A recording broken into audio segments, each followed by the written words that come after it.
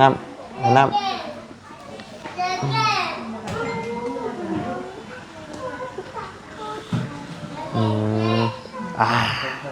มีเฮงป่ะมีเฮงมาลูกโอ้เสียบแบตก่อนเด้อ เจ็บแบดลูกแบดเบิดนั่งงามๆลูกนั่งงามๆบ่นั่งนั่นน่ะนั่งแป๊ก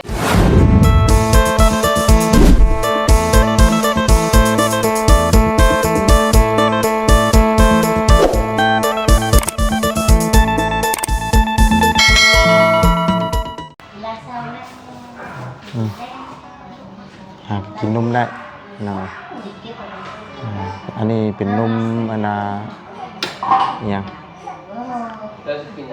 ใส่แบบว่าอ่อนเพลียนั่นเนาะก็ได้นมอย่าง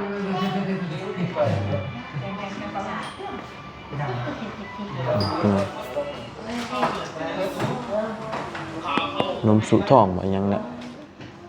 เบอร์หนึ่งพี่น้องเลยสบายดีเด้อพี่น้องเลยเนาะมาแต่เพียงคืนพี่น้องเลย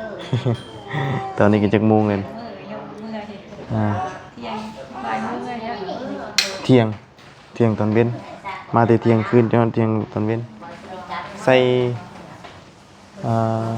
เบิดตัวนี้พังเบิ่งพี่น้องเลยเนาะบ่เบิดดอกแต่ว่าสิลงขีดนี่เนาะมีแต่ให้อยากเมื่อคืนนี่เพิ่นถอดทรายนี่เลือดแตกเลือดแตนพี่น้องเลยเนาะไข่ตัวห้อนเลยเนาะท่านหมอเพิ่นเนาะอยู่ลาวเวียดพี่น้องเนาะอยู่ห้องหมอลาวเวียดมาแต่คืนจนบ่ได้นอนตั้งพ่อตั้งแม่อันนี้มีแต่ชวนแต่เมื่อซี่ให้ถอดเมื่อคืนนี้เพิ่นดึงเนาะดึงทรายเนี่ยหลังจากที่เพิ่นใส่เบิดแล้วก็เพิ่นเอาทรายนี่ออกยังเหลือเข็มได้พี่น้องเข็มที่ว่าเพิ่นฟังนะให้เอาออกแล้วก็เมื่อแล้วก็น้ำเนาะน้ำนี่ข้าวเดียวยาอันนี้เพิ่นกินนมสำหรับบ่ได้กินข้าวแล้วท้องเสียนะเมื่อกี้นี่ก็ทายแต่ว่าก็สิไข้แน่เนาะกินตัวนี้ลงไปก็สิไข้แน่เพราะว่าไข่เพิ่นก็ลดลงอยู่เนาะแม่ก็บ่ได้นอนพ่อก็บ่ได้นอนพี่น้องเบิดคืนเลยมีแต่เด็กน้อยเจ็บท้องเต็มอยู่เซลอยู่เต็มเบิดหลายคนนี่แต่เด็กน้อยในช่วงนี้อันตรายพี่น้องนะมีแต่แบบเดียวเบิดมันจะเจ็บท้องนะ อันนี้ใครในได้นี่ท่านได้หายได้นี่นมอยู่ในปากกินได้นี่นะคือนี่ตีนยันบ่มพี่น้องให้ถอดตีนยันให้ถอดมันยังนะให้ถอดออก ให้ถอดแล้วก็เมื่อมันจะอย่างเมื่อมากอะที่เลขว่าชิบได้มากคืนนี่มานี่เราเป็นเจ็บท้องก็เลยพาเป็นมาก็ว่าอยากฟังอาการเนี่ยก็เลยตัดสินใจมากก็เมื่อคืนยังไม่เศร้าไม่ได้ไปใส่พี่น้องเลยนอนก็นอนบ่ได้นอนจักดีเด้คือนอนอยู่โต๊ะกับบุมีนอนอยู่เตียงมีแต่คนไข้เต็มไปเลยจักกี่นอนอยู่ใจเนาะนิดหน่อยชวนนิดหน่อยสิไปนอนอยู่รถกับบุมีโฮมห่อนบ่ได้งีบเลยนะเช้านี่คิงอยากห่อนเลยวันนี้โอเคแล้วถึงช่วงจังว่าเพิ่นให้นี่ก็ยั่วกับบ่เช้ามีแต่อยากดึงออกอย่างเดียวครับฮอดช่วงจังหวะเพิ่นมีแต่เด็กน้อยนะพี่น้องอยู่โซนนี้มีแต่เด็กน้อยมีแต่เด็ก โอ้ยอยู่ใช่เลยอิ่มเลยอ่า ล้างแม่น้ำมันล้างแม่ ตั้งไว้เลยลูกอิ่มแล้วเปล่าฮะเอาอีกอ่ะอิ่มแล้วเปล่า กินได้ แล้วนี่ได้คำว่า เบิ่งเด้อเบิ่งเด้อ หืมใช่ลูกหืม กินน้ำมาลูก กินน้ำบ่น้ำมาดูน้ำน้ำ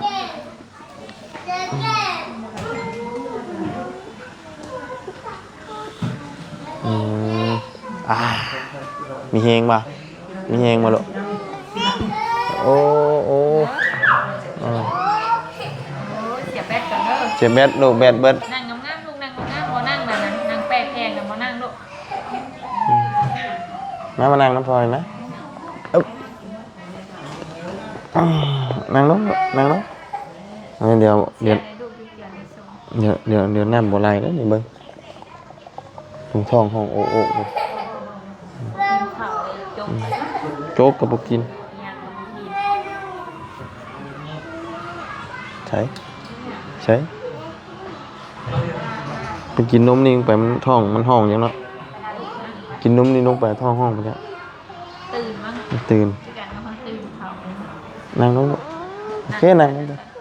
โอเคนั่งลงก่อนนี่เบิ่งเจ็บบ่นี่นะเจ็บบ่ เปล่าให้ลูก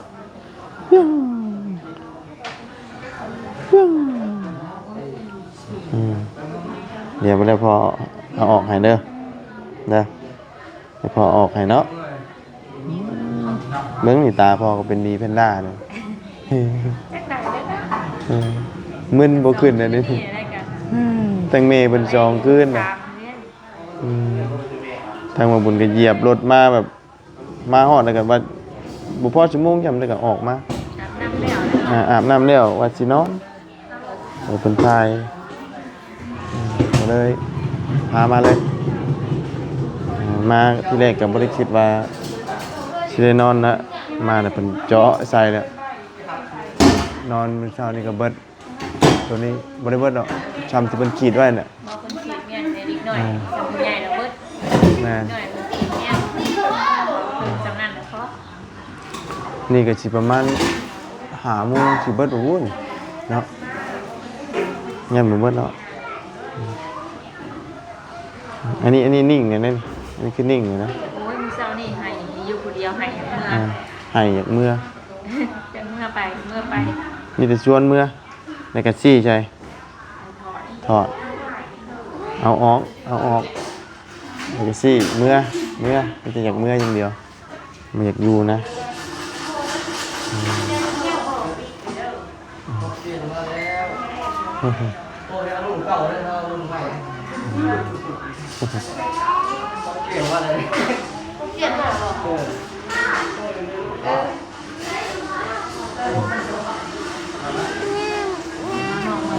น้ำโอ้เอาน้ำน้ำมาอีกมาดูน้ำพอจับให้อยากกินแต่น้ำเลยเรา คุ้มปากยัง เรื่องขมปากเพราะว่าเอาใส่อันนี้หลายเนาะ พอแล้วมันสุกอ่ะ หืม ใส่ลูก ไอ้ ถอดออกอีกแล้ว บอนี่ แม่แม่แม่สิหายเนี่ยนี่บอกให้ตัวแม่ถอดบนมือ อดอะไรเนาะอดอะไรดูถ้าเอาไปฮะ เสียตัวเรียบร้อยเลย ฮะย่านหยังคอยกันอยู่นี่เช่น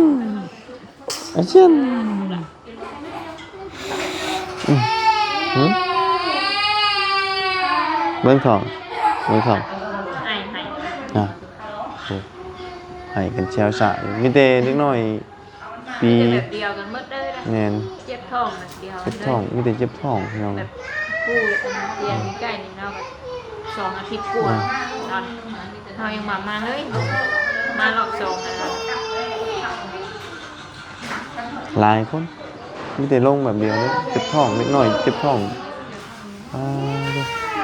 เพอมันยังจะดูไปไม่ลนจังเนาะ บักม่วงเป็นดกปีนี้ อืม คนอยากเจ็บท้อง อืมหายแล้วเจ็บบ่นี่เจ็บบ่เจ็บบ่ฮะบ่เบิ่งยืนเอายืนเบิ่งยืนเอา บ่ไปลูกบ่ไป บ่ไปหรอก เมืองน่ะ ยังบ่ได้มือเบิ่งยืน ยืนก่อนลูกยืนก่อน ห่านเบิ่งมันรุดนะเบิ่งลูกเบิ่งเอายืน เฮ็ดใส่อย่าเฮ็ด นั่น ไป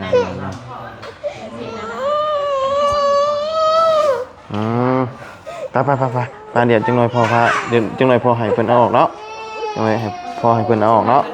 เด้อเดี๋ยวพอบอกเด้อ จังหน่อยพอบอกเนาะ เอาออกให้เด้อ จังหน่อยพอบอกเนาะอดเอานี่มันบ่ไหลได้อีหล่าตีงเรื่อยนี่มันบ่ไหลมันลานในมือได้นี่อีหล่านอนมาลูกมั้ย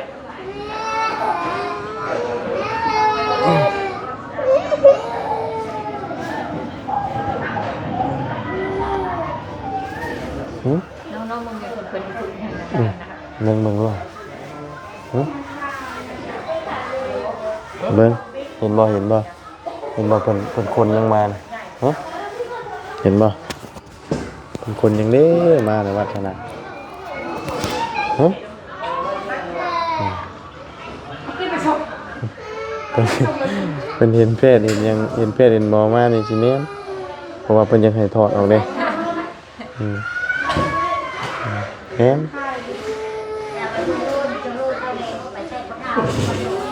เห็นบอกเป็นคนยังมา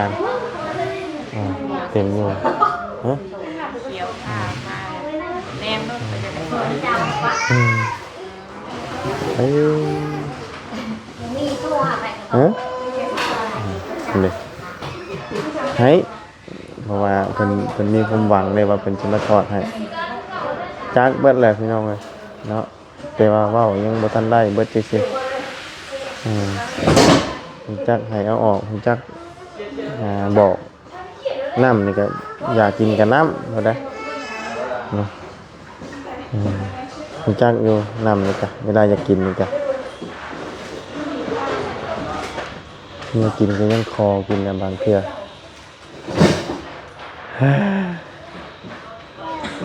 ฮะนั่งลงก่อนลูกมานั่งลงไหมนั่งลงไหมนั่งลงนั่งลง นั่นน้องกันจะยืนบ่ได้ถอดง่ายบ่เบิดนะ มันบ่เบิดได้นี่เด้อนี่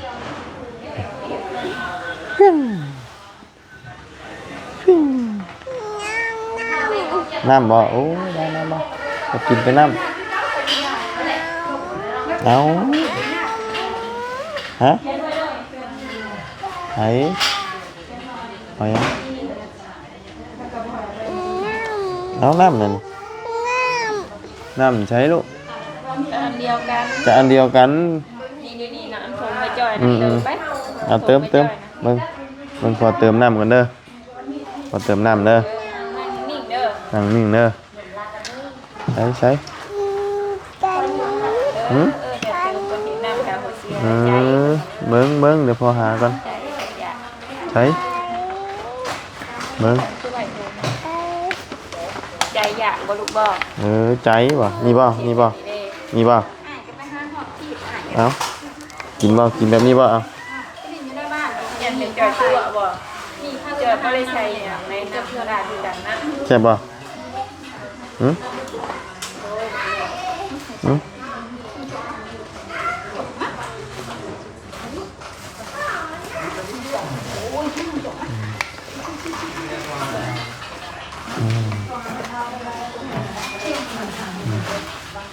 น้ำอยากกินนะบอกแล้วเอาน้ำอยากกินแต่น้ำ ได้กินบ่แม่ กินแม่มาลูก กินบ่แม่ นอนกินแม่ไหมนอนกินแม่มาลูกไหม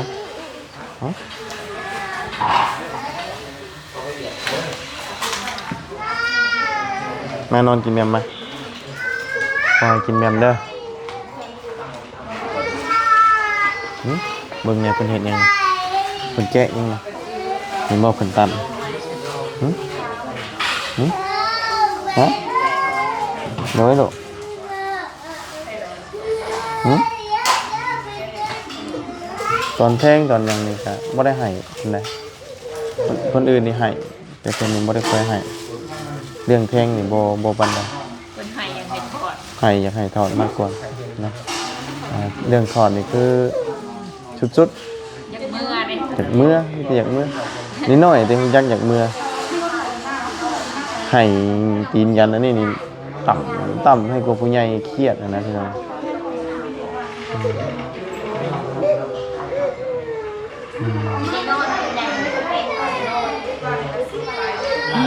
ห้อนเนาะอากาศมันห้อนอากาศข้างนอกห้อนแห้งเนี่ยมันแบบเฮ็ดให้คนเจ็บท้องหลายน้อยลูกเนี่ยเบิ่งดูปะเบิ่ง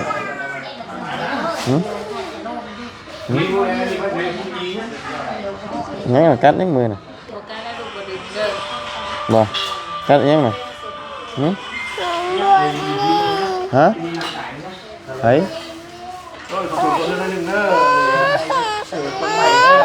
ใส่เครื่องใหม่บ่ ใหม่นี่เด้นี่ไปเหี่ยวไปขี้สบายนี่ โอ้เอ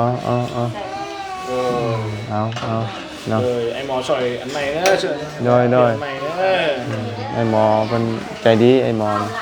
เนาะ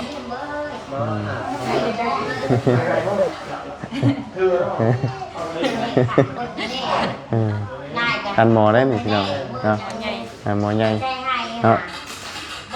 หลายคนก็คือสิฮู้อยู่พี่น้องเลยนะเพราะว่ามาหาเราเรื่อยอยู่แล้วบอกคักเลยนะ คนป่วยอีหลายยังไม่ได้ออก เดี๋ยวเพิ่นใส่อันนี้แหละเพิ่นใส่ติดตามอาการเนาะเดี๋ยวเพิ่นสิบอกผลกวดเฮาคือเดียวตรวจเลือดตรวจหยังแล้วพี่น้องเนาะแต่ว่าอันนี้ใส่ยาติดตามอาการว่ามันไข้แน่นี่ก็คือว่าบ่ได้ไข้บ่หยังแล้วฮะไปใช้ขี้หยัง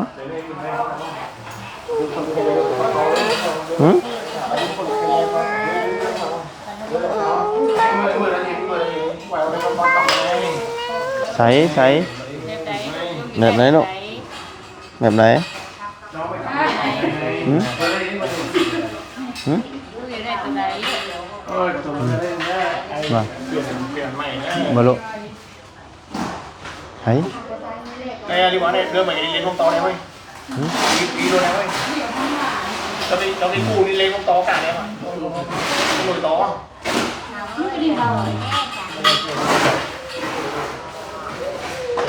เจ็บตาพี่น้องมันบรินอนเมื่อคืนมันก็เลยเจ็บตาปวดตาแพทย์หมอเพิ่นก็ลายนะเนาะคนไข้ลายผู้ใหญ่กันชนหนึ่งเต็มอยู่ผู้ใหญ่กันฮะเฮ้ยลูกยังก่อนก็ยังน่ะ แนม ก็ยัง จะยิงยางว่าเราเป็นแนมจะยังไม่ถอดอยู่ ถอดได้บ่ได้ถอดไม่ได้มันยันตีนยันนี่อีกแล้วนี่ ตอนนั้นถ้าเพิ่นไปกูแล้วกำมาใส่จำที่เรา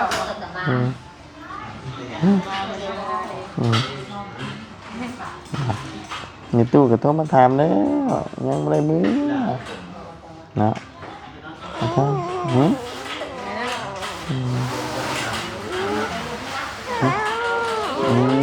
เพื่อนถอดบ่ให้เพื่อนถอดบ่เดี๋ยวเพื่อนถอดให้ลูกเดี๋ยวเพื่อนถอดให้เนาะ ทำนั่นแหละเลย เมื่อเบื้องกี่ถามหมอใหญ่วันนี้ถอดได้ดับบ่นี่ถอดได้ดับบ่ฮะเพื่อนวันยังเพื่อนยังถอดบ่ได้เลยลูกพอถามเลย ถามเพิ่นได้เพิ่น ถ้าจะเปลี่ยนเตียงอ่ะ ไปหมอได้ไงผมมีเลือกแขวงหัวท่าคนตะแคกเลยมัวสองสาว คำเพิ่นนอนน่ะมันสิ พ่อแม่รู้แล้ว อันนั้นอยู่น้ำเกลือมันเกิดสิร่งสะดวกอยู่อันนี้เพิ่นดิ้นบุ่มบ่ำอยู่ ลงมาหาสาวเปิด เมื่ ให้ อ เอง ทอดพาบ่ทอดพาว่าอย่างเงี้ยเมื่อบ่เด้อ โทรหาพาดูโทรหาพาบ่หึ มีทอดพาบ่ โทรหาพาดูให้พามาอยู่ไปไป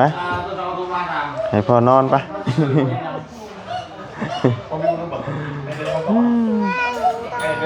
ฮะ พาออกมานอนเผาบ่เผาละบ่ หึ อย่าไปใส่ลูกเมื่อนะ โอ้ลูกหาน่ะ นอนถอดเลย เป็นยังไงต่อ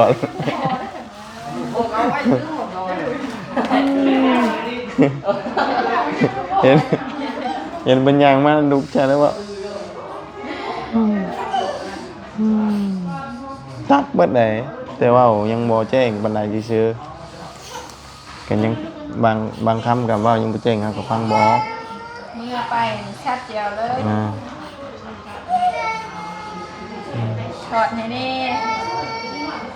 ออกให้นี่ มันหอมในแก้มไหม ยิ้มได้แล้วโอ้ฉันยิ้มได้ทำเลยเด็กเด็กยิ้มได้แล้วบ่ยิ้มได้แล้วบ่ยิ้มให้แม่มึงดูฉันยิ้มได้แม่ทำเลยโมยิ้มไปสิหายเบิ่งไว้ โอ้นั่งนี่นะ นอนมองว่า แน่หา ดีนะ อย่าเลือดออกเลยนี่ เดือดออกเมื่อคืนนะลูก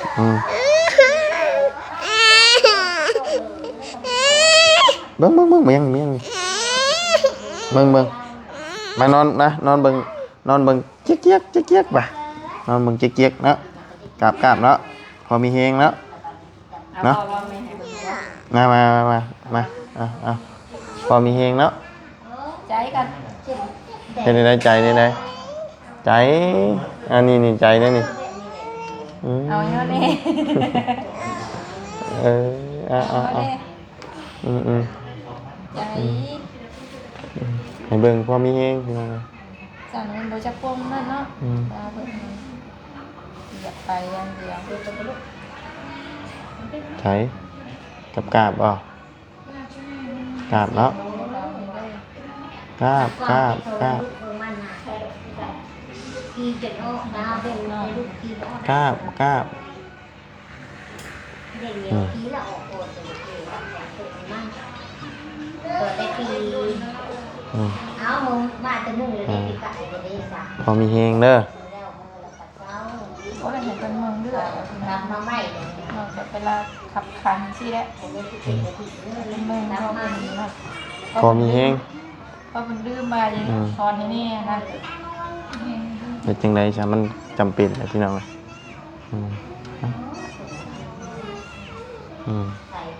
พอมีเฮงเด้อเนาะ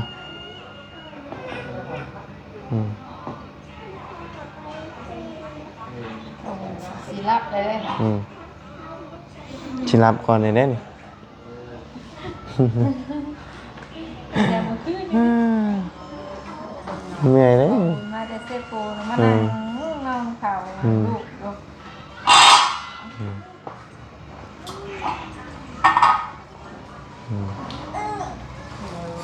เจ็บมาก มึง น้องเนี่ยเมืองง่ำใช่ปะนี่น้องแม่ เจ็บมาก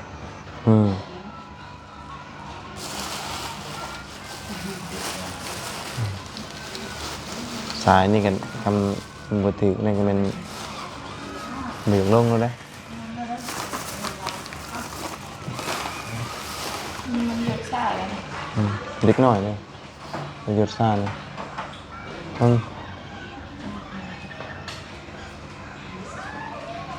มึง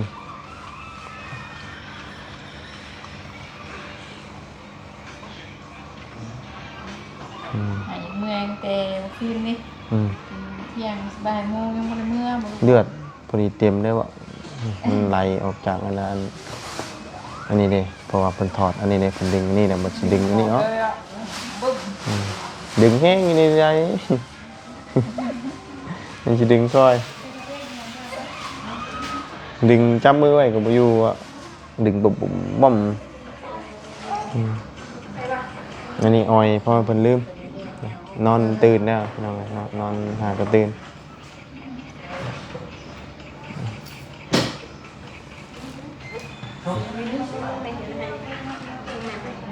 เด็กโผล่มา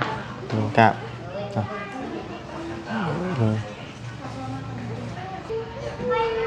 ป้าสาวพี่น้องมีเต้นหนังนี่ให้เพิ่นเบิ่งจักพักหนึงก็สิเอาออกแล้วพี่น้องนะให้เพิ่นนอนก่อนเพิ่นนอนแล้วหยั่วพอให้เพิ่นลืมสิดอกนะไป้าสาวพี่น้อง ไปเมื่อไป มีแต่อยากเมื่อแล้วมีแต่อยากดึงนะพี่น้องป้าสาวพี่น้องนะมีแต่รำลาเลยเด้อขอบคุณไปพี่น้อง FC ที่เข้ามาติดตามนะครับชมคอยให้กำลังใจเนาะให้น้องวัชนาหายไวๆเนาะเอาพี่น้องเลยมีแต่ฟังเบิ่งมือแรงเนาะจะเป็นจังไดจะได้อยู่ต่อบ่หรือว่าจะได้เมื่อนะคำมาได้นอนก็อู้หนักหน่วงพี่น้อง